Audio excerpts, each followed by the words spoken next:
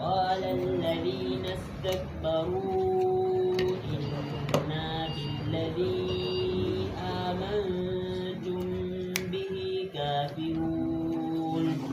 فعقروا الناقة وعتوا عن أمر ربهم وقالوا يا صالح ائتنا بما تعدنا إن كنت من المرسلين. أعوذ بالله من الشيطان الرجيم. بسم الله الرحمن الرحيم. الحمد لله رب العالمين والصلاة والسلام على سيد الأنبياء والمرسلين نبينا محمد وعلى آله وصحبه أجمعين ومن اتبعهم بإحسان إلى يوم الدين. نحن هذا الرسالة النبي صالح عليه الصلاة والسلام بيم معكم عند المنتون يا الذين آمنوا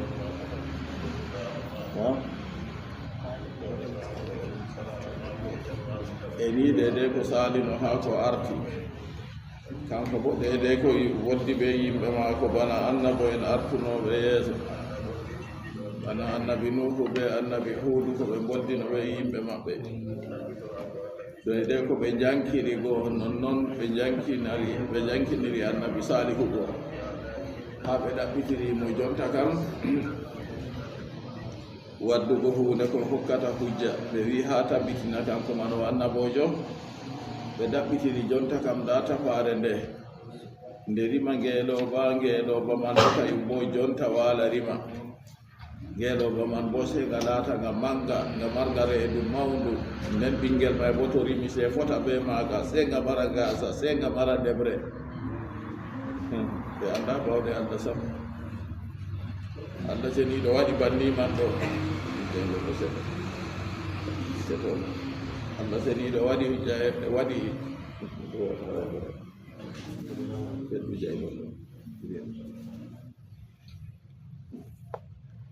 Allah seniɗo waɗi rabare go nde fetti ngeɗoba go wurti ɓeɗo wiya nga manga ba ɓe wiman nga waali nga rimi kan nga bo jonta nga rimi bo pinga bo manga bana maga fahinda ɗon go ɓe nuɗɗinayi acci ka noon ma jotta ka ɓe ɗaɓɓiti jotta kam sey yangada on warana ɓe ha ɗon ɓurɓe mawnugo nder maɓɓe malaw en wolwi malawɗo en bolwiti kamɓe man ɓe mbiyata yimɓe tampuɓe ɓurna fof yimɓe tampuɓe lesɓe ɓe daraja wala ɗo kamɓe on yawata nuɗɗingo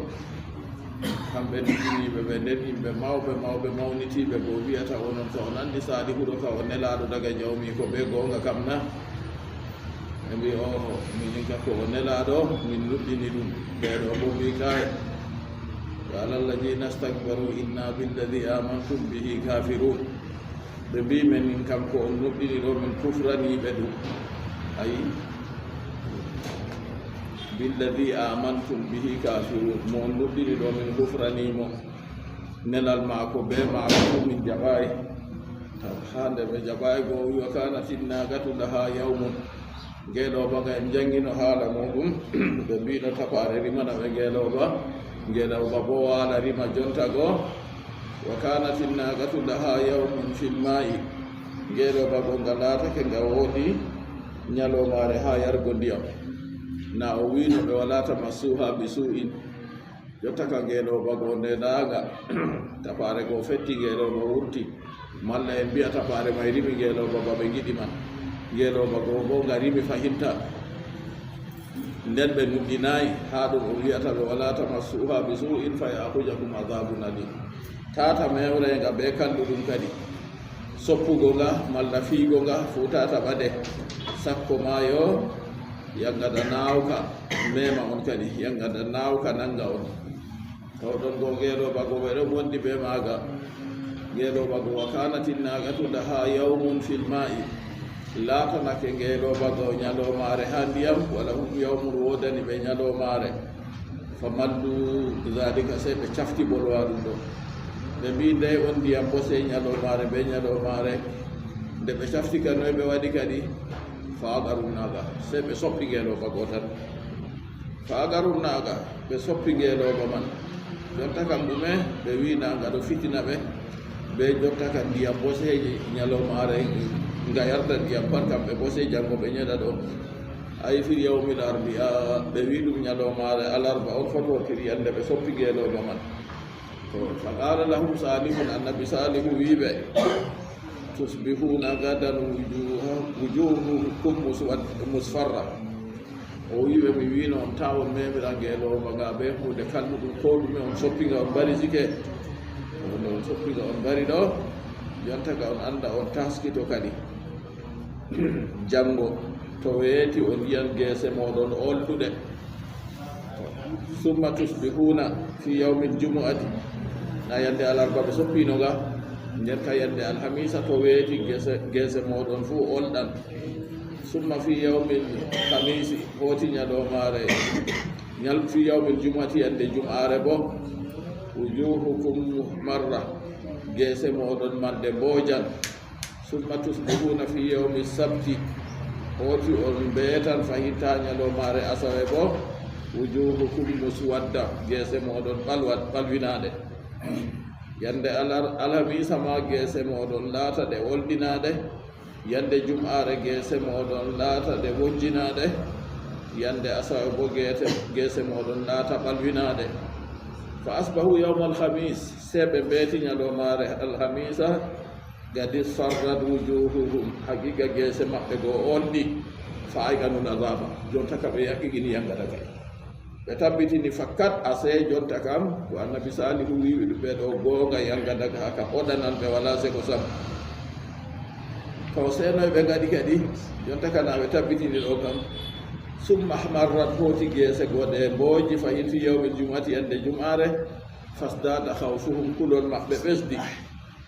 kadi fuu ɓe tuubayi ɓe hawɗade kulol mayna kulol ngol nafata kadi summa asbahu yawmal hamisi non ɗon ɗona mi lortiga ɓawona summa suwaddat yawma sabti hooti yande asawe bo geese maɓɓe go ɗe ɓalwi kadi fatajahazu lil haɗaki ɓe tuubayi kamɓe ka ɓe taskani halakuya on jonta kam ɓe tabbitini fakkande o wiɓe yangada koɗan dow maɓɓe yangada wajibi dow maɓɓe goo jonta ka waran fa asbahu yawmal ahdi wakta duha seeɓ nannona fa asbahu yawmal ahdi seeɓe lattitake yande alat wakta duha wakkati balte nde waɗi yande alat na yande tati goo ka saali o fa kaffanu anfusahum ɓe hasni nafsuji maɓɓe moye fuu ho ikasa hasni hoore mum be hoore mum wata hannadu ɓe uri kama yufalu bil mayiti ɓanno maayiɗo waɗante hasnugo ɗum ɓe waɗango ɗum urdi ko moye maɓɓe fuu waɗani hoore muɗum bana ni wi ɓe ɗo ndena maayugo ɓe ɗo ndena yagada ha wara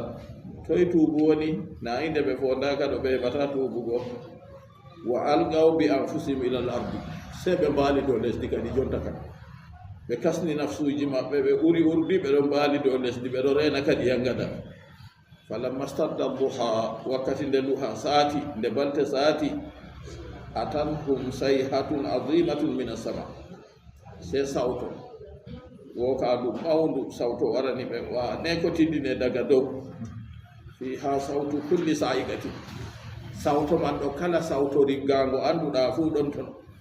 jonta ka riggango mo feere to rigginoya diwtorɗan wa sawwata fi dhalika alwaqti kullu shay'in lahu sawtun mimma fil ard deydey wakkati man kala ko mari sawto ha lesdi ndi fuu sawiti kayugo ɓe sawto mum hawti ɓe sawto diggandi goo ta jam holore kano nde yotti kadi daga ɓaawo ɗon summa tazalzalat bihimul ardu hatta halaku jamia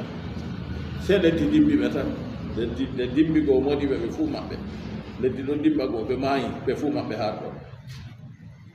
wa amma waladun naagati faqila innahu farra hariban amma bi ngeeloɓa goo ngeeloɓa kana ɓe coppino ɗum na ɓe wi wakkati konngol feere wi wakkati ɓe coppaɗaɗawa goo ɓinngel goo doggi kayum kam fanfataha lahu saharatu allati harajat minha ummuhu nder tapare nde dada maga wurtino her muɗum goo nde ɓinngel goo doggi wari ha tapare goo ni se tapare goo feeri fa dahalaha wantabagat alayhi ɓingeɗoɓa goo nasti nder tapare goo tapare man nde lori nde maɓɓi ɓanane ayi anda ɓe hikima muɗum nane ma waɗi tafare man nde fecci ngeloba dadawa go wurtirimi ɗo nde ɓe soppi dadawa go ni se ɓinguel go doggitini tafare go nde wari nastini ha ceggol go se tafare lori maɓɓitan yo ɗo ɗum konngol on ha nder konnguɗi modiɓɓe tafsiroɓe qala ba'dul mufassirin innahu dabbatu allati takhruju qurba al-qiyama yoga tafsiroɓe mbi ɗum kanga woni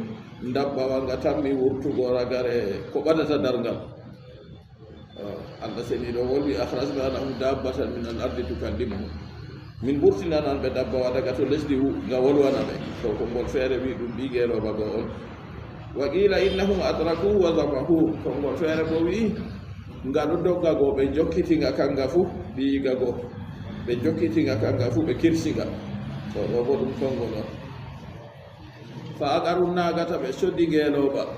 agara ha budarun bi amrihim goɗɗo biyeteɗo budaru kanko soppinga be umrore maɓɓe bi an qatalaha bi sayfi o wardiga ɓe ka fahi budar to budaru ni ɓe wi inde maako annana inde maako ka élément no nde wayi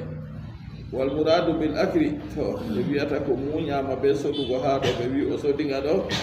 budaru ɗo ɓe wi ibnu salif man ɓe wi ɓeɗo lencita mo mere ma to na ba mako may sammo ɓe wiyata ba mako ɗo na baba mako sam wa kana rajulan ahmara azraga al aynayn kasira o laati goɗɗo goo ɗum boɗeejo gite bo korɗuɗe irin gite ɓe wiyata gite nasara ɗo gite mako ni wayi nden dammuɗo bo wa kana ibnu zaniya kanko on o laatake ɓi debbo jeenowo ase dada mako jeenowo on walam yakun li salifin ɓe wi ibnu salifin ɗo na o wi salifu sam wa huwa asgal awwalina kama warada fil hadis ɓe wi kanko woni ɓuri gabtaraku nder artuɓe fof banno wari heedi hadis o kanko mo soppi ngeeloba ɗo soppugo ngaman bo ɓe umrore maɓɓe ɓe fuu maɓɓe ɓe ɗo gerdi dow noon on ɓe mbiyata nde ndiyam bo warta sey ñalomare ɓe ñeɗata ha ɓundu ha wawru ndiyam kana nde goɗɗo yiɗi fo ya ñeɗa accu haala ngeeloba go to ɓe ɓiriga ko sammaga heyaɓe goo fuu kanjum ka ɓe ngiyayi ɗum kamɓe ka jotta ka ɓe coppinga tan haaje maɓɓe ni ɓe sendira be maaga yo ɗon go bana ni on ɓe haala ngeeloba kam to kamɓe goo bo na yi ke o yani ɓe se ɓaawa ton noy kadi wa ataw an amri rabbihim kamɓe ɓe ɓeetake ɓe accini umrore jawmirawo maɓɓe kamɓe samudanko en sike wa qalu ɓe mbi ya salihu utina bima taiduna raaru fayinta ngam taraku yimɓe tamemire wala tamassuha bi su'in ɓaawo muɗɗinayi tamemire ngeeloba nga ɓe kalluɗum ɓe mbi ɓe soppinga man ha ɓe giya ko waɗata accuka soppugo man ha ɓe mbiyata ya salihu utina bima taiduna ɓe mbiya an salihu waddan min ko a inanta min bihi ɓe majum min al adabi koye yangana ala gandi ha dow wartiga na winotata min mema ngana to nda min soppinga min mbari jonta ka waddan min deydey ko a wiyata yangana man ɗo in kunta min al mursalina to ni a laati aɗon nder nelaɓe banno a wiyata a yi ha jonta ɓe gonɗinayi haala ɓe bo nelaɗo ka ɓe jaɓayi o kanjum waɗi ɓe soppi ngeeloba man to ɓe gerdino nelaɗo na ɓe soppatano nga to ɓe gerdino nelaɗo na ɓe gonɗinan ko waddino ɗum har ɗon kadi fa akhjathum rajfatu فأخذتهم الرجفة فأصبحوا في دارهم جاثمين فتولى عنهم وقال يا قوم لقد أبلغتكم رسالة ربي ونصحت لكم ولكن لا تحبون الناصحين. ببيرا النبي صالح عليه الصلاة والسلام to a laati aɗon nder nelaaɓe ba wiyata kam waddan min yangada ka a yinani min ɗo wato ɓe jancanmo on de ɓe sali ɓe jaɓayi ɗo ɓeɗon jancamo dow majum ɓeɗon jalamo on na wiya annabojo nelaaɗo na kadi onon on wi hayra ɗo to nder rimi ngeeloba ni on nuddinan ɗon go fuu on meeɗayno yiigo bo hayra rimi ngeeloba on jaɓayi nden jance dow majum fayi ta memega ɓe kalluɗum on soppinga accu ɓaawo ɗon fayinta on ɗon janca fayinta fa akhjartumur rashfatu se dimbande hoosi ɓe tan azzajjalatu sadida min al ardi wa sayhatu min as-sama dimbande saatude hooƴi ɓe daga to leddi e non sawto bo ko ono bo daga dow kadi bo ɗum ɗiɗi fuu ɗum hawri tawi ɓe jotta kam ha halaku e maɓɓe nan kamɓe ɗaɓɓiti jotta kam to fa ahjarhumur rasfa nde yake nde kadi jonta kam ɓaawo ñalɗe tati go saali kadi na yi yande arandere kam geese maɓɓe oldi yande jum'are bo geese maɓɓe booji yande asawe bo geese maɓɓe go nde ɓalwi to jonta kam yake halaku e yotti balɗe tati kana saali ɗon fa ahjarhumu sayhatu e fa ahjarhumu rajfatu se dimbande hooyiɓe bada mudiyi salasa ayamin ɓaawo ɓeɗaki ñalomaje tati li anna salasata ayamin mugaddimatul halaki ngam ñalɗe tati arandeje ɗo kam kanje on artata halakuye kanje woni annabi salihu yecci ɓe nda ko tan mi yanugoɓe ha ñalɗe tati arandeje ɗo nde ɗe caali ɓaawo to noon halakuye waɗi kadi jotta kam nde dima dimbi moɗi ɓe ɗon nden sawto bo ono bo daga dow asama fahinta kayum bo wari hewtiɓe kadi e noy ɓe gaɗi yaake man fa asbahu fi dari ɓe ɗattitake ha saare maɓɓe kadi jonta kam ardi him leddi maɓɓe wal muradu bihil jinsu muño be man deydey ɗimteteɓe goo kamɓe ka jotta ka yangata hewtiɓe ha ɗon kamɓe bo ƴamika ɓe wi o waddana ɓe na yangata ka o inani ɓe ɗo to ni o laati o nelaɗo ɓe gonga fa asbahu fi darihim jasimin allah ceniɗo wi ɓe mbeeti ɓe lattitake fi darihim ha saare maɓɓe fi darihim ha nokkure maɓɓe ha leddi maɓɓe jasimin ɓe kofiɓe ay barikina ala rukabi kamɓe man ɓe kofiɓe dow koppima yitina mayɓe na ɓe kofi non noon ɓe ɗo siwto dey ɓe kofi dow koppi ɗo na ɓe kofi ɓe sujidi dey ɓe kofi dow koppi ɗo ɓe mayɓe har ɗon nde sawtogo jippani ɓe ɗoɗɗon kadi kamɓe kam ɓe maayi ha ɗon yo nde ɓe maayi go noy kadi jotta kana ɓe ɗaɓɓitannogo ɓe keɓi kadi nde ɓe maayi kam fakkat a andi yangata hewtanɓe kadi wala sego har ɗon goo kamɓe ka haala maɓɓe ni wolwira fatawalla kadi nden ɓaawa ɗum annabi salihu alayhi salatu wassalam firliti arada salihu ɗoyni almum acci ɓe wa gala wiya gawmi dagat ablagtukum risalata rabbi onon yimɓe am laaru ha ɓe mayri keferaku man fu ya gawmi o wiyata kanƴe ɓe wi gajo ardiɗo yimɓe se ɗelminana yimɓe to ɗelminanta yimɓe ɗo o woddata e maɓɓe allah ceniɗo wi annabijo muhammad sallllahu alayhi wa sallam law kunta fazzan ghalizal qalbi lam faddu min hawlik to a laati noon a ñaɗɗo catuɗo ñaɗɗo hallagi kujonoda yimɓe sankitanno acce to ɓe deydey ɗelmugo ɓernde go on o wiyata ɓe ko a ɗelminiri ɓe kanjum on waɗi jotta ka ko a hoynani ɓe on waɗi ɓe mofti bange ma ɗon go jotta ka o ƴewni ɓe o wiyata ya gawmi ɓaawo ɓe kalkama de ya yimɓe am dagat ablagtukum haqiqa mi hewtinani on risalata rabbi nelal jawmam wa nasahatu lakum mi nasiyani on mi yecci on ko nafata on duniya moɗon be lakira moɗon walakin la tuhibbuna nnasihin amma se kaka onon ɓe on giɗa yimɓe nasiyanoɓe har ɗon a yi deydey ha ɗo wi fatawalla anhum ha o firliti o acci ɓe nda boliɗe ɗe o wolwi kadi ɓe maayi timmi ko waɗata e maɓɓe amma hawtade ɓe noon fuu o wolwi fayin fatawalla anhum ay mbaɗa an huliku ɓaawo ɓe kalkama wa matu ɓe maayi o wari oɗo wolwana ɓe ɗo koni tawbihan dow ɓakore o felowoɓe on kama khataba annabiyu sallllahu alayhi wa sallam alkuffara min qabla badrin bano annabijo muhammad sallllahu alayhi wa sallam o wolwiniri mbaraɓe immɓe kono badar hina ulgu fil qalibi wakkati ɓe sakkinama nder wawru abou jahli en ko nandi e maɓɓe nde ɓe mbarama ha kono badar annabijo umri ɓe ɓe dasoɓe fuu maɓɓe ɓe sakkina ɓe nder wawru ɓe cakkini ɓe nder wawru go konngol feere wi ɓaawo balɗe tati ɓurna to ɗuɗaɗo walla jaalake kono fuu o muña ha ɗon balɗe tati o lutta dillugo ɓe wi ɓaawo balɗe tati o yehi o dari dow wawru go ɓe ɗon nder wawru go o dari dow ñawmanɗe maɓɓe nden o yahdi oɗo wolwana ɓe fagala umar wiyata ya rasulallah nde o wari o dari man o ƴewna moye fu ɓe inde mum wayne ɓi wayne minin kam min tawi ko jawmirawo amin inani min gonga an bo a tawi ko jawmirawo ma inani ma gonga na o wolwa ha ɗon go nde oɗo wolwa fagala umar se umar wiyata ya rasulallah kayfa tukallimu aqwaman wa gad jiyafu noy a wolwinirta yimɓe kamɓe man ɓe ñawmake ɓe maayi kamɓe man ɓe ñolinen ɗume a wolwanta ɓe فقال صلى الله عليه وسلم وصلاة الله جمهور تبتا سيدي ما أنت بأسماء لما أقول منهم على تاكي الأمر أربورة النانوغو كم بيئة دو دينين تمامي بأننا نرتكو بيئة دو كم بفو بلوننا ولكن لا يجيبون أما سكاك بجابتا أي يوم كي دقا الله تاكي jonta kam ki majja ka woda de Allah tagi yonki go daga yanne ne do fuf ana e yonki o don der redu inna mako o do mari lebbi nay tan joni yande temerre e no gas yonki ki majjata ka di jonta ka aforoy imma ki yahoya ha mojjere Allah seni do der aljanna imma bo ki yahoya ha yangada Allah der yite amma baawo may godo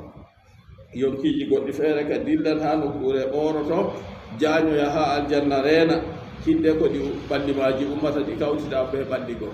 goddi bo dilla kay bodon yangite ha yite hidde ko bandi man umma hawta be yonki man go den dum dilla dum tabito e hafende di anga dagani don o wiata an umar wala ataki an burata be nanugo ko mi bolwata do walakin la yujibuna amma se kaka be jabata wa qila khatabahum qabla mautihim waqta dhuhuril alamati fihim kongol fere bo wi annabi salih alayhi salatu wassalam o wolwani yimɓe ma ko samudan ko en ɗo daga ɓe mayayi yeeso daga yake wammuki alamaji na o yeccino ɓe jonta kande on soddi geeɗoɓa ɗo kam ande yande alarba ɓe soddi ga sige ande yande alhamisa ka on beetan geese moɗon ɗo olɗi yande jum'are bo on beetan geese moɗon ɗo mooji yande asawe bo on beetan geese moɗon ɗo ɓalwi to o wolwani ɓe jotta kam gabda juhuril alamati fihi yaake o yecca ɓe habaru banni ɗo yaake man on o wolwani ɓe kadi to o wolwani ɓe to alayhi dow konngol man to noon kam yakunu fil ayati taqdimun wa ta'khirun nden ka ha aya ɗo woodi ko artirte ha aya man nden ka sakitina to taqdiru hoddirki man فتولى عنهم وقال يا قوم لقد أبلغتكم رسالة ربي ونصحت لكم ولكن لا تحبون الناصحين nden فأخذتهم الرجفة فأصبحوا o winni aya wonan no taqdimu be ta'khiri to do non kam to ni annabi salihu wolwani be daga yeso alamaji godi wanga do mabbe fatawalla anhum se o firditi o acci be kadi na o yecci be alama kam timmi jotta kam o yecci be bo yangata kam ko tammi yanugo be ko haaje mako be mabbe kadi fatawalla anhum se o firliti o acci be wa qala ya qawmi ya yimɓe am laqad ablagtukum risalata rabbi wallahi haqiqa mi hewtinani on mi yottinani on nelal jawmirawo am eliyam mamoɗon mi jewna on ndewamo kanko tan mi yottini wa nasahatu lakum mi nasiyani on mi yecci on hayru mon duniya be lahira fu ɗon woni walakin la tuhibbuna annasihina amma se kaka onon ɓe on giɗa nasiyanoɓe on giɗa ɓen geccoɓe mon ko nafata on duniya mon e dina moɗon fa ahjarhum rasfatu ndew dilli o acci ɓe ɗon kadi fa ahjarhum rasfatu se dimbande ɓooyiɓe kadi leddi gondi dimbi kadi fa asbahu fi darihim jasimin seɓe mbeeti ha ci'e maɓɓe ha leddi maɓɓe ardu samuda go jasimin ɓe kofiɓe ɗon ɗon kadi jotta ka ɓe kofiɗoɓe fuu maɓɓe ɓe maayi har ɗon ni kadi ɗo bo to laatake ban taqdimu ɓe ta'khiri o wiɗo ni waɗidirki aya man wonata ɗon kadi o wolwani ɓe banni man o ɗon man ɗo Allah seni ɗo yecci en qissa ɗo naga mere dey Allah seni ɗo ɗo wadda qissaji ha qur'an o wara o yecca ngam yimɓe ngajitoro be maji en jangino bo ngeɗoba go ndega ɓe sodiga go ɓe o haɗi ɓe taɓe memaga ɓe torra o yecci ɓe nga yaran ndiyam ñalomare kam ha pellel o wi ngeɗoba go wodani ɗum ñalomare ha yargo ndiyam kamɓe bo ñalomare ɗo ñalomare nga yarata man ɗo nga yarta ndiyam kam fufu wala ko luttata amma ɓe ɓira kosam maga bo e aɓe wuro maɓɓe man ɓe fuufa hidde ɗo fu namo era ɗon no lutti ɓe cafti ɓe wi kanjum bo waɗata ɓe soppino kadi jonta kam ɓe mbariga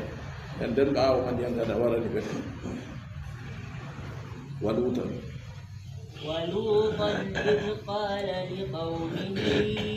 أتأتون الفاحشة ما سبقكم بها من أحد من العالمين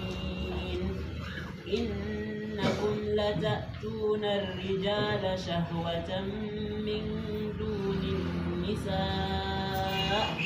بل أنتم قوم مسرفون. قال الله جل وعلا ولوطا إذ قال لقومه أتأتون الفاحشة ما سبقكم بها من أحد من العالمين. ولوطا هو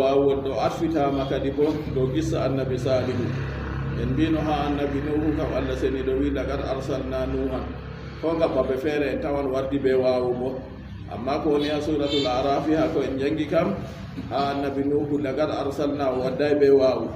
modi be wi sirri majum bo ngam kanko woni annabojo nelaɗo arandejo mon lena ha yimɓe ko rewi labbi artunoɓe kam fuu Allah seniɗo tan ɓe ndewanno nden garɗo ɓaawo maako kam fuu to ha Allah seniɗo wolwa haala mum wadda be wawu ha yetti jottaka Allah wi wa lutan waskuru wolu lutan luutu wa yubdalu minhu ɗo wattite herman luutu ɗo inde maako wa yubdalu minhu ɗo wattite her majum iskala ɗi gawmi wakkati o wi yimɓe maako ata atuna alfahishata onon ɓe on garanan hallede na on garanan geddel ñiddungal na ay adbarani jaali babɓe worɓe ha ɓaawo her wakkere coɓe wurtirta go toon on garata ma sabagakum biha min ahdin min alalamin goto fu ko artayi on ha kuugal moɗon ngal ibdo e tagefoji adin siwat jinni yimɓe ɓe ginni fu ɓe andano waɗugo iri kuugal ngal ase ha ɗo nde Allah seniɗo wolwani en banni en andi ɗum yimɓe ɓe annabi luuɗu ndena her muɗum kamɓe tan ferni kuugal ngal har ɗon man ɗo yiya hallede to goɗɗo ferni hallede ɗo kala kuuɗo fu jonta kam kanko bo woodi geɗal maako haman waluɗan o wi uskur kitabun li sayidina muhammadin sallllahu alayhi wa sallam waluɗan ɗo ay waskur innu wolu annabi luuɗu ɗo ɗo ɗum wolwinki annabijo meɗen muhammad sallllahu alayhi wa sallam kanko on Allah umrimo o wolwa wa gaddarahu wa lam yugaddir arsalna nden o ɗumani wa gaddarahu o hadde wa gadruhu nden o wolwi non man ɗume tokki modi bona deftere ɓe ndoyadine o wi noy wa lam yugaddir arsalna ha ɗon o wolwi non noon o wi wa lutan o wiyay wa laqad arsalna nuhan ayi ha to bo ko artirino pat o artirino wa arsalna amma ha ɗo annabi luhu o wi annabi luhu o wi wa lutan non noon taw ɗon man fu ɗo famna en ni haala nelal kam ɗon toon wala seko ma annahu yakunu muwafiqan lima qablahu wa ma ba'dahu annabi nuhu ko waddi kayum boɗo yaadi ɓe ko arti ɓe ko sakiti fu li annahu yuhimu anna waqtal irsali qala li qawmihi ma zakar to o wi ngam ɗum waminan yo kayum ɗo laatoto wakkati ndenkimo kanko bo o wino yimɓe maako bande de ko wolwago kanko man gonde o wari ɗo o yecci kanko o lenaɗo ha jawmirawo ma annahu laysa kadhalik ɓe wi hawtade ɓe ɗon go nanon woni dey bal amarahum awalan bitawhidi a ciina annabi ɗuɗu kam de wari arande kam o umrini ɓe ɓe woɗitinki Allah ɓe ndewa Allah goto tan summa bayyana lahum hoti o wanginani ɓe furu a sari'atihi liccude sari'a maako to har ɗon rewki Allah goto ɗo ɗum longini les maju nuɗɗingo gonɗina fakar Allah on tagi mobgal takle fufu to kanko bo mari mobgal takle man nden o woodi inde maako o woodi tindinoje maako inde ɗen be tindinoje ɗen to nini ɗe jaadi ha tagefoji be inde tagefoji be tindinoje tagefoji ɗum ha jewnuki mere amma haqiqa man ka feere feere ha nokkure aya feere Allah seniɗo wiyata laysa ka mislihi shay hunde fu wawi bana maako ko timminiri aya o huwa samiul basir kanko woni nanowo gi'owo to ɗo addini en nanɗe maako be giɗɗe maako man ɗo ɗe mba'ayi ba giɗɗe tagefoji maako be nande tagefoji maako non kala mobgal tindinoje maako fufu be inɗe maako fufu ko yaadi be inde tagaɗo ha jewnugo non noon amma haqiqa majum feere feere goɗɗo nuɗɗina Allah seniɗo kanko tagi mobgal takle fu kanko jeyɗe o woodi tindinoje maako o woodi inɗe maako amma he ay se waddata ɗum bo nuɗɗina kanko tan woni deweteɗo ɗum woni o ƴewniri ɓe arande kam bi tawhidi ɓe wotiɗinki Allah ɓe ndewamo kanko tan summa bayyana lahum furu'a shari'ati hoti o wanginani ɓe liccude sari'a maako sari'a kala annabojo fu sari'a muɗum woodi no ka wonata woodi juuɗe maɓɓe no wonata suumayje maɓɓe no wonata kuuɗe maɓɓe goɗɗe feere no gonata ɗum yaha ɗum sendira ɓe sariya annabojo nelaɗo feere kañum kadi ɓaawɗon o wanginani ɓe jonta kam laawol sariya maako no woni. luutu ɗo ɗum moy kanko luutu bnu haran aki ibrahima alkalil alayhima assalam. luutu man ɗo o ɓi haran ba maako haran wiyete, na haruna dey, haran ba maako wiyete. to haran man ɗo bo ɗum derɗirawo annabi ibrahima alayhi salatu wassalam. nden kam annabi ibrahima kam ɗum bappa luutu kadi. wa kana ibrahimu wa luutu bi babila bil iraq. annabi ibrahim ɓe luutu go fuu ɓe ɗon no ha leddi iraq ha nokkure wiyetede babila ɗum wuro andago. fa hajara ila sham, se ɓe peri kadi ɓe eggi daga wuro wiyetego babila go ɓe hooti ha sham. sham modi ɓe mbi ɓoyma yake nden to innama sham kam philistine, urdun, nden ɗume tokki lubnan, nden suria. lesɗe nayi ɗo fu wiyeteno sham, amma hande to ɓe wi sham ɗum suria feere muɗum. fa hajara ila sham, ɓe feri kadi ɓe dilli ha sham. fa nazala ibrahimu bi ardi philistine. ibrahim annabi ibrahim khalilur rahman kanko ka o jippi ha leddi philistine. to leddi philistine ɓe wiyata leddi annabo en. wa nazala lutun bil urdun. luutu bo kay bo jippi ha urdun ha ɓe wiyata jordani ɗo. wa hiya qariyatun bi sham, ɗum wuro on ha nder leddi sham go. fa arsala llahu ila ali sadum, to feere wi sajum. fa arsalahu llahu, allah lenimo kanko ila ali sajum ha yimɓe wiyete sajum. wuro ɗon hande wiyetego sadum, ɗum kango man woni sajum funa ko malla ɗum wongo feere ɓe tabbitini ɗum kango on wiyete sajum man. to sajum irin banni ɓe wi ɗon tokkugo ha o ɗemɗe ɗo yaha sanja karfeje goɗɗe feere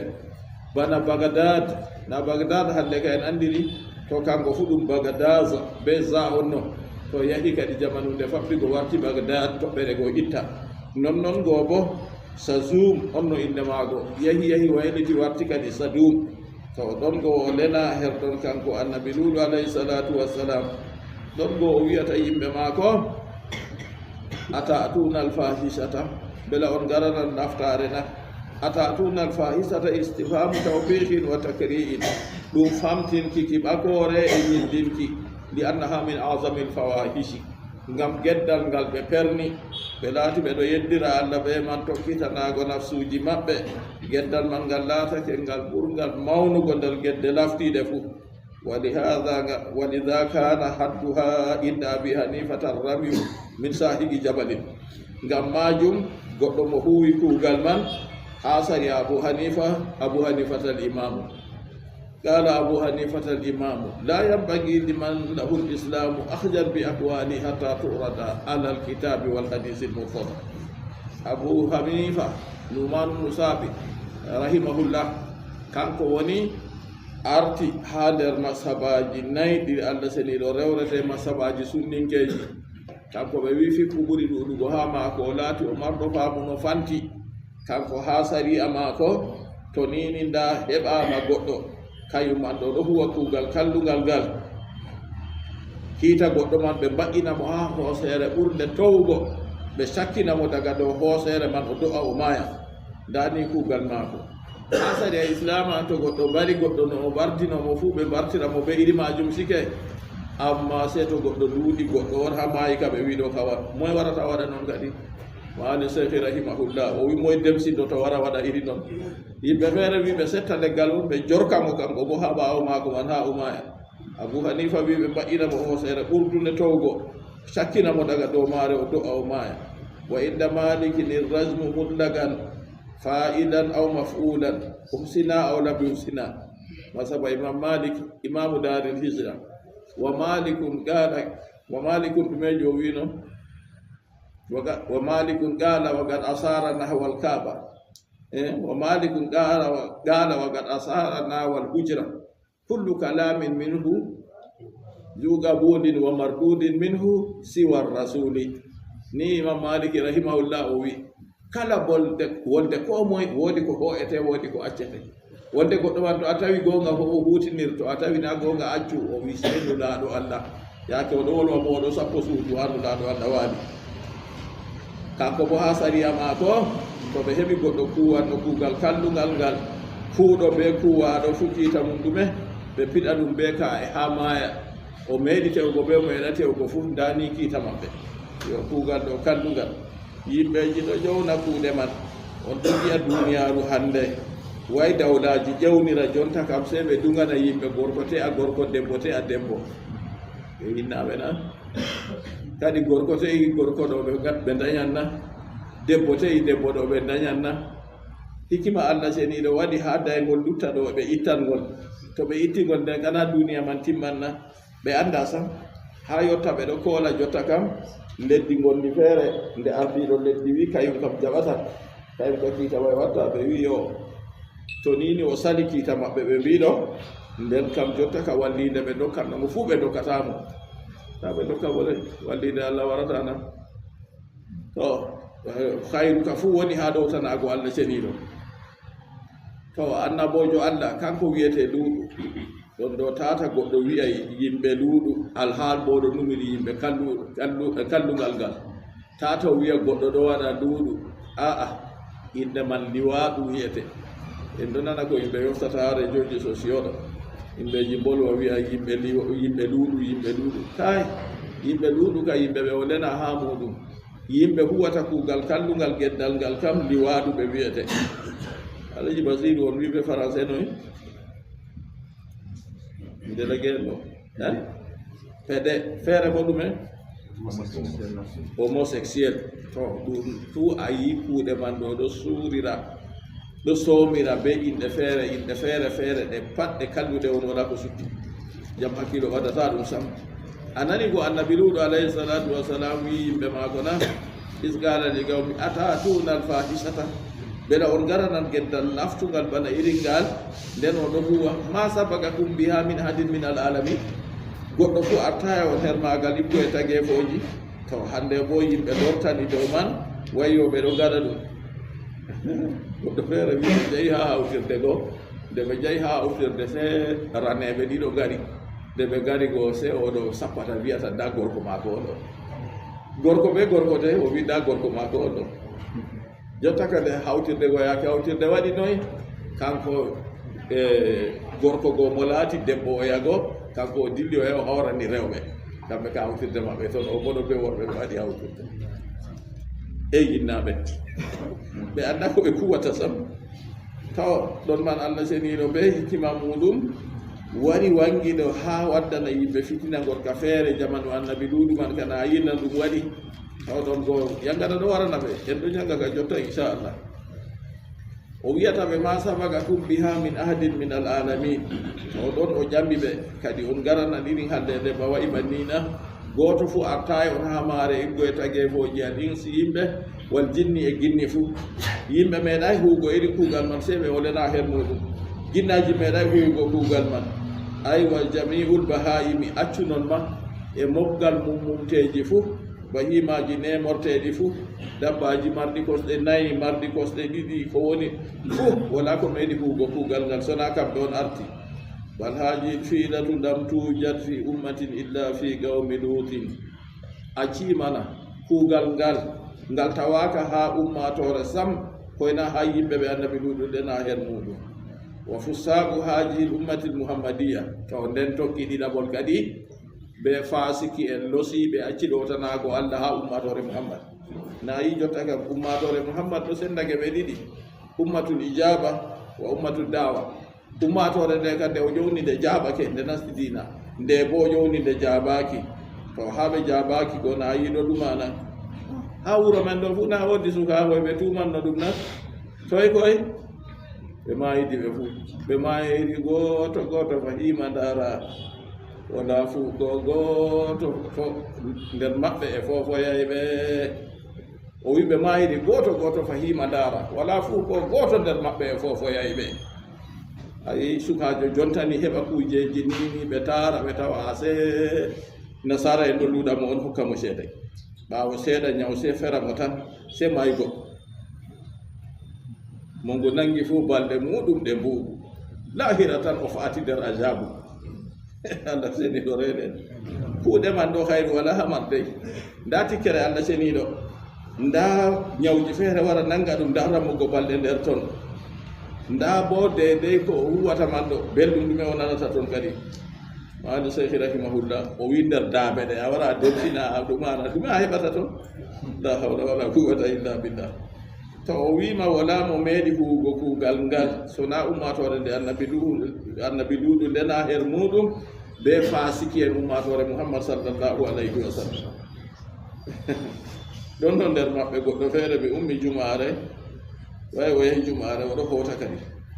mi jokkitimo ha lawol oɗo yaha oɗo jogi irin kujeji rewɓe sañata be jamgel niɗo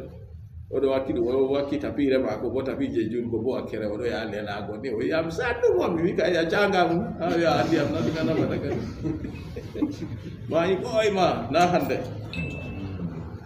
ɗum ɗo en andi ɗo ɓe ɗuɗɓe ɓe tumata may ha wuro ɗo amma jotta kam min kam mi nanaymo lutti nder maɓɓe kadi nasalullah salamata wal afiya to o wiɗo ɗo kuugal ngal kalɗunga wa kana gawmu luuɗin wa kana gawmu luuɗin yatabahawna bidradi fil majalisi aidan yimɓe annabi luuɗu ɗo ɓe laati fahinta ɓe ɗon jukoro be diine fahinta ha joɗorde maɓɓe kanjum fu ɗon joofiɓe nder men ɗo waɗa iri majum tata waɗu useni woy a wiya ana feri on yimɓe annabi luuɗu ha joɗorde maɓɓe to ɓe jooɗi ɗo wato ɗume joni mbiyata hendu wurtata ɓawo goɗɗo ɓe sawto ɗo gecce ɗam le woni babulayi warayna yeccam alaji ko watta futeray o wi ɓe fuuta puute ha jooɗe maɓɓe ɓe hoɗo ɓe jara dow ton yimɓe man ɓe laati ɓe ɗo gaɗa bolwa ɗum ɗo fu to ɗo fu na ɗum ɗabi'a boɗɗum ha nder ummatore ɗo jotta fu gaɗo ɓe ɗon ɗon yimɓe raneɓe no aɗo wondi ɓe maako to nini o matide ni wira sey o yoftande tan ɓe sawto o jalama ɓawo toon hakkil ta waɗu iri may woɗay useni to a mati ɗo dillo a ferwa na wona mo ɓuri ɗum waɗugo kam amma dillo a ferwoya ɓawo suudu a yoftande bana a yoftata ko ɗumanata ɗo goɗɗo feere wi hey futere ɗum pindi ɗuma de pindi buye to a yiɗanan go ɗo finna on to a hakkilay ha a yoftande ni je manga man sey jippatan aɗo nder yimɓe jotta ka a yari bone nasalullah salamata wa lafiya to kanjum fu yimɓe annabi luuɗu ɗo waɗa ɗum ha joɗorde maɓɓe wa kana gawmu luuɗin yatabahawna biduradi fil majalisi aidan ha fahinta annabijo sallllahu alayhi wa sallam ɗon no joɗoɗi ɓe yimɓe goɗɗo feere nde yoftinde go sey goɗɗo jali nulaɗo allah sallllahu alayhi wa sallam haɗi o willima yarhaku aɗu ko waɗi goto moɗon jalata ha hunde nde o waɗata kanjuman ɗo to wari to na a wurtini ɗum na a heɓata jam a nanta belgol nde oɗo e suka sey a dilla ferwoya a yofta usen ta yoftu nder yimɓe ga wonnana yimɓe joɗay goɗɗo feere min jippodi ha suudu kanko ka o yofta banni o jala mi wimo ɗo na ɗabi'a julɓe de ta waɗo yiɗi majum dillu a yaha a ferwa bana a ferwanta gaɗa majum ko warata ɗo ɗo nder aybeji maɓɓe fuu ɗum kam ɗon ɓerni iri kuje banni to goɗɗo gembitowo hande bo to wiɗo waɗa noon bo tokkiɓe kadi yembitake ɓe to a inna kum bela onon ɓe a inna o wi a inna bitagigil hamzatayni be tabitinki hamjaje ɗiɗi fuu wa tasili saniya hoynugo hamajawol ɗiɗaɓol a yinna wa iqalul alifi baynahuma e naadugo alifiyol hakkunde maji ɗi ɗiɗi fuu ha a inna hakkunde hamajaje goo a wiya a inna nden hakkunde hamaja ɓe yaago bo fayinta a wiya a yinna ɓe nastugo hamajaje alifol hakkunde hamajaje ɗiɗi fuu alal waccayni o wima dow husitirde ɗiɗi fuu tabitingo hamajaje ɗiɗi ɓe hoynugo ɗiɗaɓol to a yi jotta ka o wolwi ha ɗo gira a bakin tatina o wolwi to ɗon man ɗo nden o acci gotka feere o wolwayi ha gira aji man laati andaɗi o wi amma ko laati gasɗum ma faada hul mufassiru ko tafsir o wonni wolwi ha ɗo ɗo annal qira'ata arba'un andu qira'aji man ɗi nayyi taqiqul hamzatayni wa tashilu saniya min gayri irkali alifin bayna al hamzatayni aw bi irkalihima jotta ka tabitinki hamajaji ɗiɗi fuu non noon fahinta hoynugo hamajawol ɗiɗaɓol amma ha ɗiɗi ko wolwi man fuu wala ha nder majum naadugo alifiwol hakkunde maji walakinna alhaqqa anna idkhala al alifi bayna al hamzatayni al mutahaqiqatayni gayru sabiya o wi amma ha wolwi naadugo alifiwol ha a inna a wiya a inna ta ayinna wiya ayinna o wi ɗo ka gira manna ɗum sabiya wa innama hiya li hisamin o wi hisam kay woni jangiri noon andaɓe ha qurra'u en ɓe jangirta qira'aji dow qira'aji maɓɓe wa bagiya qira'a sabiya aidan lutti qira'a gota saɓɓinkewa ka qurra'u saɓa jangiri ɓe muɗum kanko ba o wi o wolway ka haɗo wa hiya bi hamjatin wahida be hamzawol gotol tan alal khabari dow hibruki noy qira'a man kanko bo ka laati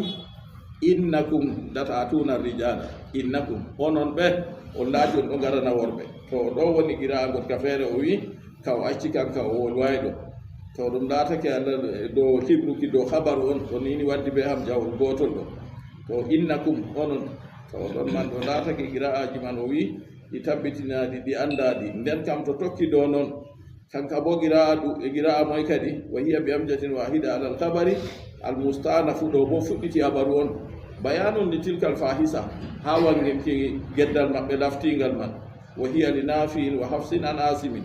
nafi'u be hafsu kamɓe jangiri ha modibbo maɓɓe asim fatahsulu anna al qira'ati khamsun gasoto haɗo kadi nden ka qira'aji man ɗi jowi hawtade be qira'a gota ka o wi kan kana sabiya ɗo arbaun sabiya wa wahidan gayru sabiya qira'aji nayi nder maji kam kanji kam ɗi saɓɓinkeji amma gota on tana saɓɓinkewa no qira'aji nayi saɓɓinkeji man ɗi modiɓɓe man jeeɗiɗo qurra'u jangiri ɓe muɗum a innakum nden fahinta o tokkini ɓawo ɗon o wi innakum to a waddi banni nden o tokkini ɗume feere o wi a innakum o wi ɗo kam ɗum laataki ha deyde ɓeɗo jeeɗiɗo ko jangiri annabi luuɗu alayhi salatu wassalam o wi a innakum to o wi innakum onon to a innakum ɓela onon ɓe latatuna rijala nannona on garanan worɓe sahwatan suuno min dunin nisa'i gayan rewɓe allah seniɗo no waɗi no ɗabi'a kam to on yiɗi suuno moɓodal ka rewɓe on yahintana worɓe nden onon ka on gari on acci rewɓe goo onon worɓe on jahantana to tatuna wa hikmatul tawbihi ala hajal fiilil gabi ɗume on hikma ko o felliri ɓe ha ɗo hikma majum dow huugo kuugal ñiddungal ngal anna allaha ta'ala khalaqal insana andu allah ɓagiɗo tagi neɗɗo o tagi ɓi adama wa rakaba fihi sahwatan nikahi to a wi neɗɗo ka daga annabi adama man kadi ko wari ɓawɗon bo ɓiɓɓe maako wa rakaba fihi sahwatan nikahi nden allah seniɗo waƴƴidiri ha ɓi adama ɗo suuno tegal to libaga in nasli ko waɗi haaje bo ha lutta jotta kam ɓiɓɓe ɓi adama go ɓe lutta ɗo duniyaru be sababu dañotiran wa imrana duniya e ɓamammugo duniyaru ɓe jooɗo kamɓe go ɓe maha duniyaru wa jalan nisa mahallan li shahwa nden allah seniɗo be hikima maako o waɗi rewɓe kamɓe woni nokkure suunogo won nasli be ɓiɓɓe fu kamɓe woni dañoɓe na worɓe fa ida taraka hunna al insanu to ni ɓi adamajo acci rewɓe goo suuno moɓodal warani mo nden o acci rewɓe nden o dilli ha worɓe fagad adala amma halla lahu ɗo yake nden kam o seɗi kadi o acci ko allah seniɗo dagnanimo wata jawaja hadda o ƴattake keerol o saali keerol ngol allah seniɗo herɗinanimo mi waddihi say a fi gayri mahalli ngam wallinki maako hunde ha tana nokkure muɗum li anna al adbara laysan mahalla lil widada ngam ɓabbe yimɓe kam ɗum laataki nokkure daygol allati hiya al maksudatu bizati ko laati nufa e ɓe jaati muɗum nden bo a yiya ɓi adama ha takle ɗo fuu ha wakkere moɓodal wala ko allah seniɗo tagiri tagdi muɗum ba ɓi adama malaika en kam accu kamɓe ɓe ɗomɗatake sakko ɓe jara ɓe mbelatake sakko ɓe ñaama sakko haalategal kam mo ƴami allah seniɗo waɗa ɓe iri ɗo sam kamɓe na ɗum sungulla maɓɓe ɓe ɗo ɗowtani allah seniɗo tan ɓe geddata allah seniɗo ha ko allah umriɓe nden allah seniɗo tagi mummumteji dabbaji fuu to yiɗi ɗum colli to yiɗi ɗum nemoraɗi dabbaji ɗum fuu majum kayum bo ɗum wala haaje moɓodal so na to ndewa waddi wawo se to ndewa waddi wawo tan jotta ka gorga ɗaɓɓititta ɗum gorga man heftan bo ndewa man ɗo ngam wodi haaje wawo amma ɓi adama nano ɓi adama allah seniɗo waɗimo yande to o laati o ñuufuɗo gorko ɓe debbo fuu nden o laati o jamo o laati o karɗo kala wakkati fuu ko moye fu ɗo mari haaje tana muɗum yo ɗon gonne ko moye fu ɗo mari haaje tana muɗum Allah ceniɗo waɗi laawol ngol ɓe tokkorto moy fu humta haaje muɗum nden heɓa mbar jaari dow man fahin kanjum woni laawol tegal ɗum kala leƴƴi fu kala diinaji fu ɗo andi ɓiɓɓe adama no te'orto to nden ɓeɗo kamɓe ɓe ngari ɓe gaddi laawol ngol feere ɓe celi ɓe acci rewɓe goo woy ɓe jahan ha gorko be gorko debbo be debbo wayte otira nda bo hikima Allah ceniɗo no waɗino kam goɗɗo te'a debbo on ngam dalila ha daygol wara ɓe maha duniyaru ɓiɓɓe gol leñol go lutta Allah ceniɗo wi nisa'ukum harsukum fa atu harsakum anna situm rewɓe moɗon ɗo ɗum ngesa moɗon on nastire ngesa mon no on giɗiri fu en bolwino ka on siftori hitande man na to ɗon man ɗo nden Allah ceniɗo waɗi banni fa atu harsakum anna situm amma ɓe mbi to goɗɗo yiɗi wardira yeeso to yiɗi wardira ɓaawo amma haaje mum ka wurdere yeeso on yahata ko wariri ɓaawo fu ko wariri ɓaawo yaago ha wurdere ɓaawo kam ɗum haramu kanjum ka nda kuugal man ɓeeɗo on wari fernigal yimɓe fu andanugal to ɗon man ɗo kadi laatake felore dow maɓɓe o ɗon man ha o feli ɓe o wiyata innakum latatuna rijala ko a innakum latatuna rijala ko a innakum bela onon ɓe o ngaranan worɓe na malla bo innakum latatuna rijala sahwatan onon on laati on ɗo ngarana worɓe suuno bo suuno tegal min duni nisa'i ko luuti rewɓe worɓe bo on andi to on warani ɗum dañata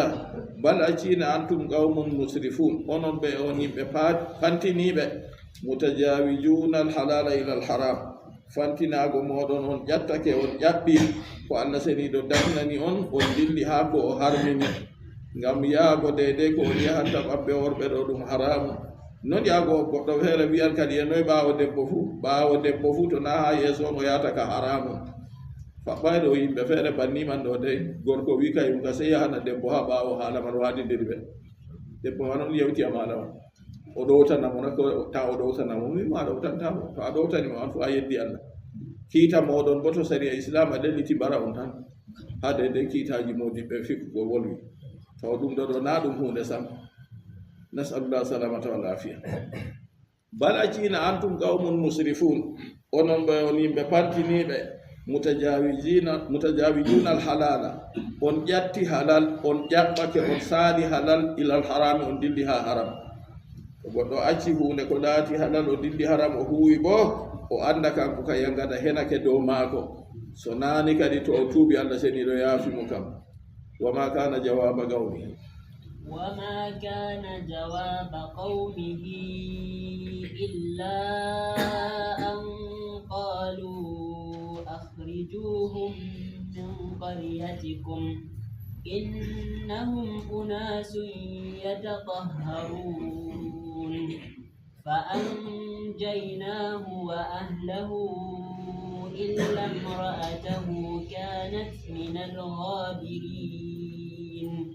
وأمطرنا عليهم مطرا فانظر كيف كان عاقبة المجرمين.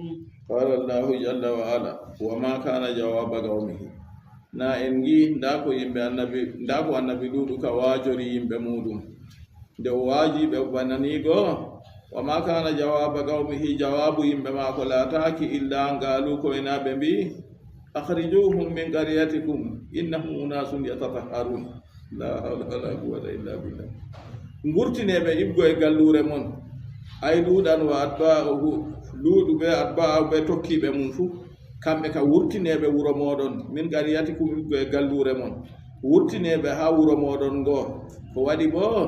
innahum unasun yatatahharun kamɓe ɗo ɓe yimɓe senotoɓe min adbari rijali ibgo e maɓɓe worɓe nde ɓe giɗa waɗugo ko on gaɗata ɗo kay gurtineɓe ha wuro moɗon non ɓe laati ɓe seniɓe man banniman ni kamɓe ka haaje maɓɓe ni jotta ka ɓe mbi to ko woni muño har ɗon wal muradu annahu lam yaqa minhum jawabun an nusil wa mawija amma ko annabi nuhu waajiri ɓe nasiyani ɓe kanjum ka ɓe wadday jawabu her majum sam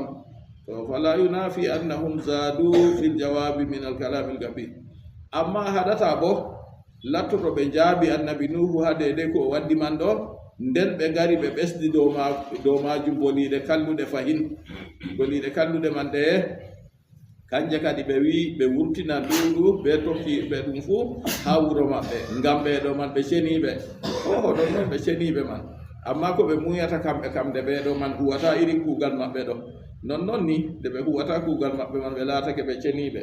ɗon Allah ceniɗo wi fa anzaynahu min kisnimo wa ahlahu e yimɓe maako illa mra'atahu koyna debbo maako kana laatake minal gabirina e koriɓe albaqina koriɓe fil azabi nder yangada